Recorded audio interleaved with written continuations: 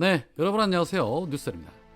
내란 속의 윤석열 부부의 비호감도도 이루 말할 수 없이 높지만 이 윤석열 정부 부역자 중에 이 사람만큼 비호감도가 타의 추종을 불허하는 부역자도 없을 것입니다. 윤석열에게 절대 뒤지지 않을 만큼 개념 없이 막 나가는 여자 바로 빵진숙입니다. 어제 국회에서 방통위 회의 최소 의사 정족수를 3인으로 하는 방통위 설치법이 통과가 되자마자 보란듯이 2인 방통위를 열고 모두 발언을 통해 이재명 대표는 민생 이슈에 집중하겠다는데 당 소속 의원들은 대표와 반대로 나가겠다는 것이냐, 아니면 이재명 대표가 그렇게 하라고 주문한 것이냐 라며 개념 밥 말아먹은 듯한 비판을 하더니 급기야는 또 2인 의결로 KBS 감사 임명안 등을 강행처리 통과시켰습니다. 분명 헌재도 탄핵을 기각하면서 2인 체제는 위법이라고 지적을 한 바 있고 법원도 위법이라고 판결한 바 있음에도 불구하고 니들이 뭐 어쩔 건데 라는 식으로 막 나갑니다.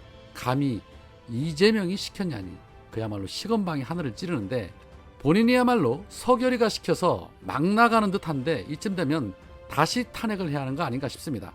현행법에는 탄핵안 발의 횟수 제한이 없는 것으로 알고 있는데 동일한 사유가 아닌 다른 사유를 통해서라도 이자만큼은 절대 공직 자리에 놔둬서는 안 될 듯합니다. 법카 사용 수사가 미적미적한 것도 분노스러운데 국회 의결과 국민을 무시하며 이렇게 막 나가는 부역자 그냥 둔다면 아무리 윤석열 탄핵이 중요하다지만 차기 정권이 들어서더라도 두고두고 발목 잡을 그런 인간들 아니겠습니까? 피 같은 국민 세금으로 이런 자들이 호의호식하게 하는 꼴을 놔둬서는 안 된다고 생각을 합니다. 내란 수계만 제정신이 아닌 게 아닙니다. 자, 관련해서 이진우 전 수방사령관이 계엄 한두 달 전에 윤석열의 계엄 암시를 들었지만 그저 술주정 정도로 치부했다라고 진술을 했습니다. 지난해 가을 11월 9일 국방부 장관 공간에서 소맥 회동을 할 때도 비상계엄이 언급이 됐는데 이에 대해서 이진우는 그냥 다 술주정 비슷한 거고 흥분해서 누가 들어주면 얘기하는 정도구나 생각을 했다. 대통령이 술을 많이 드셔서 몸을 못 가누시는 것은 처음 봤다라고 말했습니다. 물론 이진우의 진술을 신뢰하지는 않지만 윤석열이 몸을 못 가눌 정도로 술을 처묵하고 비상계엄 얘기를 했을 거란 말은 사실 확률 높다고 봅니다. 그러니 비상계엄 당일날도 술 처묵하고 비상계엄을 일으켰던 것이고요. 그러니 지난 2년 반 동안 나라가 술에 찌들어 정상적으로 작동될 리 만무했던 것이죠. 해서 공천에도 개입하고 온갖 벌어진 국정농단에 결국에는 내란까지 일으킨 겁니다. 관련해서 어제 민주당은 이 윤석열과 김건희 부부를 김영선 총선 공천 개입에 대해 공직선거법 위반으로 경찰에 고발을 하면서 공직선거법상 매수 및 이해유도죄, 부정선거 운동죄, 공무원 등의 당내 경선 운동 금지 위반 혐의를 적용했습니다.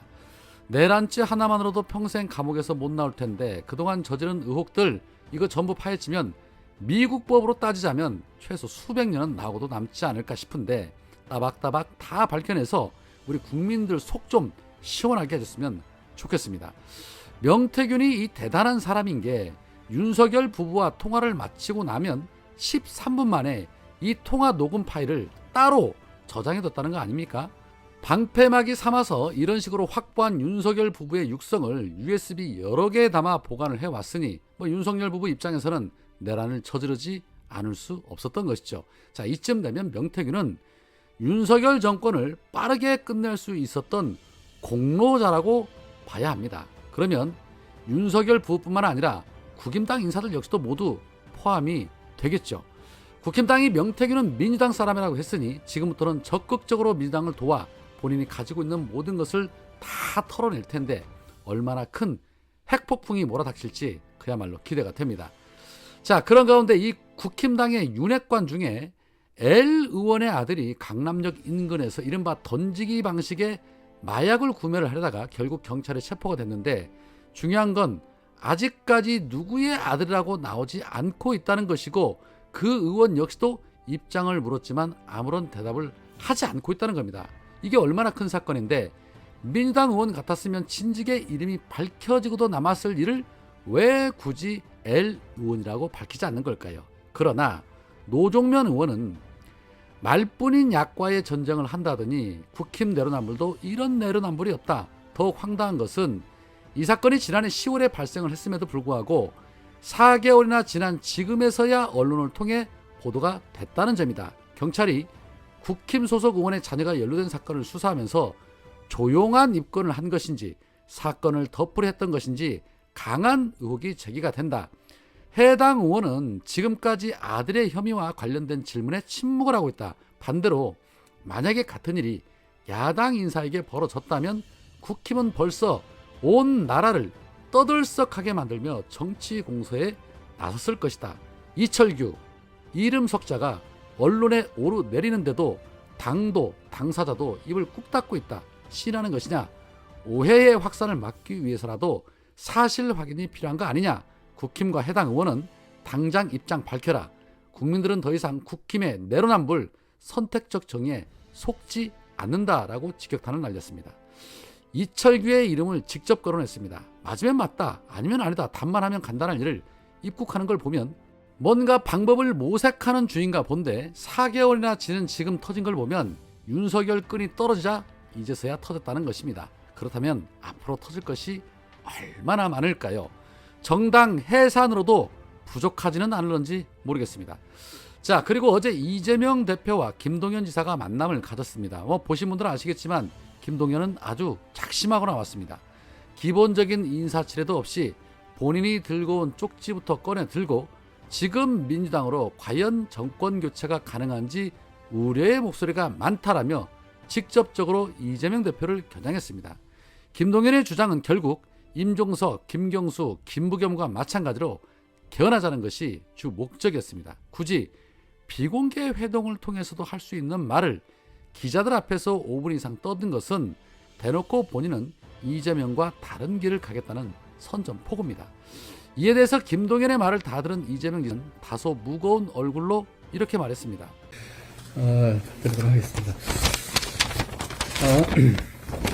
우선 지금 이 내란 정국 수습을 위해서 가장 앞에서 이끌어주고 계신 우리 이재명 대표께 정말 수고 많습니다. 고생 많으십니다. 내란 종식은 정권 교체입니다. 그리고 지금 민주당으로 과연 정권 교체가 가능한 건지에 대한 우려의 목소리가 높아지고 있습니다.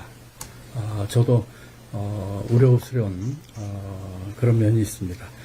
이 압도적인 정권 교체를 위해서는 이제 선거 연대 그리고 더 나아가서 공동 정부를 만들어야 한다고 생각을 합니다.